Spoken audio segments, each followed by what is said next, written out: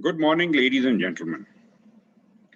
The topic of today's lecture is a new concept, which I think you should all know, because this concept will help you in understanding the treatment of many different diseases, as well as it is important in future examinations. So the topic is concept of immune checkpoint inhibitors and their dermatological adverse events. First of all, I would like to acknowledge my trainee, Dr. Ikra Ghaus, who has prepared this talk for the Journal Club. Immune checkpoint inhibitors. Development of immune checkpoint inhibitors is considered to be a revolutionary milestone in the field of immuno-oncology. Immune checkpoints are the regulatory molecules on the surface of T cells, antigen-presenting cells, and tumor cells. So the concept is important. The immune checkpoints are in fact the regulatory molecules or proteins on the surface of T cells, Langerhans cells, and tumor cells. These proteins have a vital role in immune self-tolerance, in preventing against autoimmunity and chronic infections.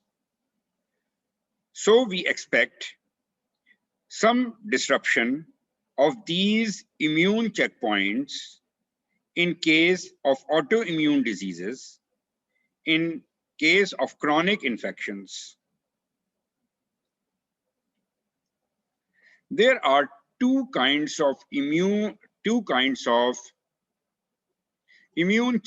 inhibitors. They have both stimulatory or inhibitory effect. Cytotoxic T lymphocyte associated 4 antigen, called as abbreviated as CTLA4, and programmed cell death protein 1, abbreviated as PD1, and its ligand PDL1 are the 2 or 3 main types of immune checkpoint inhibitors. What the tumor cells do is that they escape from the immune attack by the dysregulating immune checkpoint related proteins. So what happens in different tumors is there are some dysregulating proteins that inhibit these immune checkpoint proteins. And hence, these tumor cells, they save themselves from the destruction of the antigen-presenting cells and T cells present in the host. The immune checkpoint inhibitors reactivate the immune system and unleash the T cells to recognize and destroy the tumor cells.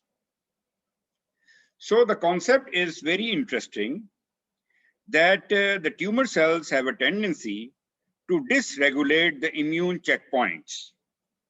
And by dysregulating the immune checkpoints, T cells cannot combine or join the tumor cells and cannot cause its destruction.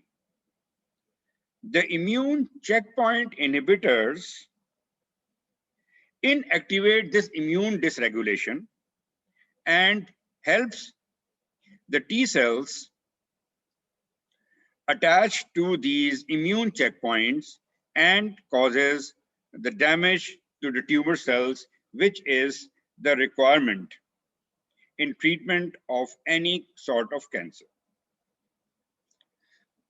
The most widely studied immune checkpoint inhibitors are ipilimumab, which is anti-CTLA4 protein, and rest are all anti-programmed death inhibitor proteins.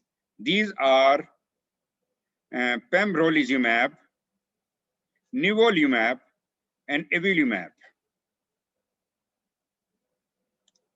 The use of immune checkpoint inhibitors in dermatology include metastatic melanoma, cutaneous squamous cell carcinoma, Merkel cell carcinoma, basal cell carcinoma, and certain subsets of cutaneous lymphomas and cutaneous sarcomas.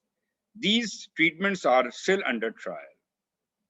But in addition to the uses of immune checkpoint inhibitors in dermatology, these inhibitors are widely used in other tumors like lung, bladder, etc. So the immune checkpoint inhibitors may cause certain adverse events. The common adverse events appear first, while less common adverse events appear late. So the common adverse events of immune checkpoint inhibitors related adverse events include the maculopapular rash, pruritus, psoriasiform rash, eczema, or lichenoid eruption. So mainly the inflammatory lesions are seen as the common and early adverse cutaneous events of immune checkpoint inhibitors. While the less common adverse events include bullous pemphigoid type lesions, then skin hypopigmentation or depigmentation, alopecia, and severe reactions like Stevens-Johnson syndrome, toxic epidermal necrolysis, and DRESS syndrome. Common terminology criteria for adverse events. CTCAE grades these adverse events as grade 1, in which the lesions are covering less than 10% of the body surface area, with or without symptoms. The symptoms could be pruritus, burning, or tightness. So grade 2 is the lesions covering from 10 to 30% of the body surface area, with or without the symptoms of pruritus, burning, or tightness, or limiting instrumental activities of daily living, or lesions covering more than 30% of body surface area, with or without mild symptoms, without limiting self-care or self-care of daily living activities. So grade 3 is lesion involving more than 30% of the body surface area with moderate or severe symptom and limiting daily adverse activities, day-to-day activities. And 4+ means life-threatening consequences which needs urgent intervention. So repeating it again, grade 1 is the disease involving less than 10% of the body surface area with or without symptoms. Grade 2 is the disease involving 10 to 30% of the body surface area with some limitation of daily activities with or without symptom. And grade 3 are the lesions involving more than 30% of the body surface area with moderate to severe symptoms and severe limitation of daily activity. And grade 4 are the life-threatening complications that require urgent intervention. So now discussing each and every adverse event separately. The first is the maculopapular rash. This is the most common and earlier manifestation of adverse event of immune checkpoint inhibitor use. Most prevalent in CTLA4 inhibitors than with PD1 inhibitors. Occur early in the treatment, is dose dependent and self-limiting. It consists of faint maculopapular rash, which coalesce into plaques, affecting mainly trunk and extremities. External trauma like excoriation may predispose new lesions formation. That is, Koppner phenomena is seen in this kind of side effect. So you can see these maculopapular rash, and histology is usually insignificant. You can see slight parakeratosis and mild perivascular lymphocytic infiltrate. This is seen mainly with CTLA4 inhibitors, pembrolizumab, for stage 4 lung carcinoma. Management. If it is grade 1 and 2 involving less than 10% or maximum 10 to 30% of the body with mild symptom, either superpotent or mid-potent topical corticosteroids will be sufficient to manage it, and continuation of the immunotherapy. If it is graded as grade 3, that is more than 30% of the body with moderate or severe symptoms, then topical corticosteroids should be combined with systemic corticosteroids, starting with the dose of 1 milligram per kilogram per day and increasing the dose to 2 milligram per kilogram if needed, and hold immunotherapy until the rash acquires grade 1 severity. In case of grade 4 severity, hold immunotherapy and give intravenous methylprednisolone 2 milligram per kg per day until the rash attains grade 1 severity. The second adverse reaction is the lichenoid or lichen planus-like eruption. This is associated mainly with anti-PD1 or PDL1 therapy and reported in 0.5 to 6% of the patients, so quite common. Onset is a little delayed as compared to the maculopapular rash, that is about 6 to 12 weeks after initiation of the immunotherapy. Multiple discrete erythematous, violaceous papules and plaques occur on chest and back and may involve the limb, on palmoplantar surface and oral mucosa. The plaques looks like lichen planus, and there is abundance of CD163 positive cells, which indicates a macrophage monocyte lineage of these cells. This adverse event is managed by high potency topical corticosteroids without interruption of the immune checkpoint inhibitors. It may require systemic corticosteroids with inhibition of the immunotherapy in cases when the lesions are of high-grade toxicity. An alternate treatment for high-grade toxicity lesions include phototherapy and retinoids like acitretin. This is an example of lichenoid lesions in patient with atezolizumab for invasive bladder carcinoma. The histopathology is typical of lichen planus, that is, hyperkeratosis, hypergranulosis, and basal cell liquefactive degeneration, and band-like lymphohistiocytic infiltrates. The third adverse event is the bullous pemphigoid-like eruption. This is associated with PD1 and PDL1 inhibitors, and tumors for which they are given include the melanoma, non-small cell lung carcinoma, urothelial carcinoma, and head and neck squamous cell carcinoma. This is a late eruption and uncommon and occur 14 weeks or later after the initiation of immunotherapy. Like the usual bullous pemphigoid, it starts with the prodromal phase of pruritus with erythematous lesions, followed by generalized or localized tense blisters that are filled with serous or hemorrhagic fluids involving mainly the trunk and extremities. Oral mucosa is involved in 10 to 30% of the cases.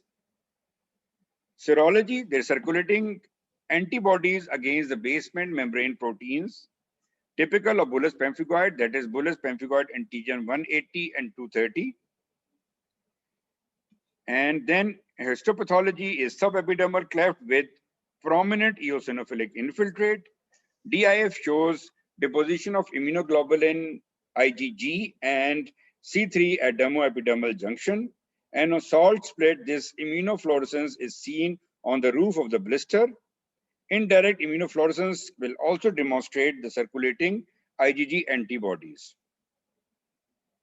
Management of bullous pemphigoid-like eruption is grade 1, then respond to topical corticosteroid. For grade 2, addition of systemic corticosteroid is must.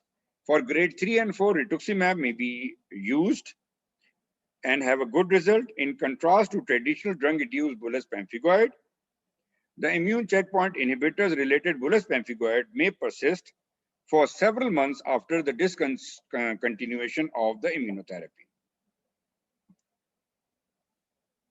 So these are the bullous pemphigoid lesions, and clinically they are not different from the usual bullous pemphigoid without drug etiology. And on histopathology, there is a large subepidermal blister which contains serum and eosinophils. So this patient was receiving pembrolizumab for stage 4 sarcomatoid lung carcinoma. Pruritus is a common and early manifestation adverse event of the immune checkpoint inhibitors, and second most common after the maculopapular rash, and it may occur without any cutaneous eruption. Symptoms are usually graded as grade 1 and 2, and high-grade pruritus occurring in 1% of the cases. Pruritus is managed by emollients, topical corticosteroids, antihistamines, and sometimes oral neuromodulators. So we do not require stopping the immunotherapy for this side effect. Then vitiligo-like depigmentation or hypopigmentation. This is an uncommon and late event. Incidence is 11% in anti-CTLA-4 therapy and 25% in anti-PD-1 therapy. Risk is 10-fold higher in melanoma patients than in general population. Doesn't appear until months after CPI initiation and is not dose related. There are multiple depigmented macules which coalesce to form large patches on photoexposed skin.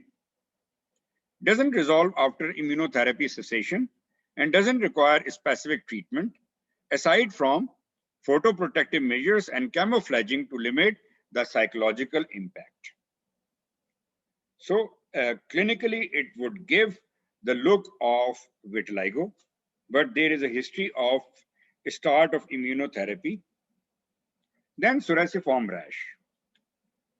It is reported after the use of PD-1 or PD-L1 inhibitors, presents as sharply bordered, scaly erythematous plaques on trunk and extremities. Histopathology is also corresponding to psoriasis, that is parakeratosis, epidermal hyperplasia, and perivascular lymphocytic infiltrate, treated on line of psoriasis with high potent topical corticosteroids, vitamin D3 analogs, narrowband UVB, and if lesion persists, then retinoids or biologics. Then the severe cutaneous adverse reactions to immunotherapies by immune checkpoint inhibitors. These adverse reactions include Stevens-Johnson syndrome, toxic epidermal necrolysis, and Rett syndrome. All are potentially life-threatening. And it is mandatory to withhold the immunotherapy and administer systemic treatment for life-saving. Mortality rate is high, that is 10% in Stevens-Johnson's, 30% in Stevens-Johnson syndrome, and 10 overlap, and 50% or more in patient with 10. It manifests as severe, potentially life-threatening skin condition with blister formation, Nikolsky sign positive, mucosal ulceration, fever, skin pain, and later on infection, and patient may go into DIC. So this is Stevens-Johnson syndrome that develops after a combined therapy with ipilimumab and nivolumab for melanoma. Hair and mucosal toxicities are also common with immunotherapies. Alopecia can be diffuse. It can be alopecia areata or depigmentation of hairs and telogen effluvium. Clinical evaluation of scalp hair pull test biopsy for histopathology, lab testing for other causes like thyroid dysfunction, deficiency of zinc, vitamin D, or iron should be done, and if found, should be corrected. Treated by intralesional triamcinolone and clobetasol or other topical corticosteroids in foam or lotion base. This is telogen effluvium that occur in patients receiving combined therapy with ipilimumab and nivolumab for melanoma. Future layout and conclusion.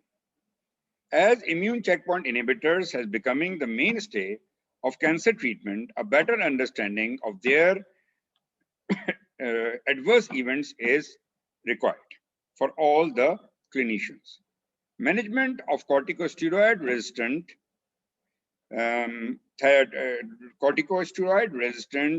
adverse events due to immune checkpoint inhibitors should be investigated and dealt accordingly. I thank you all for a very, very patient listening and have a good day.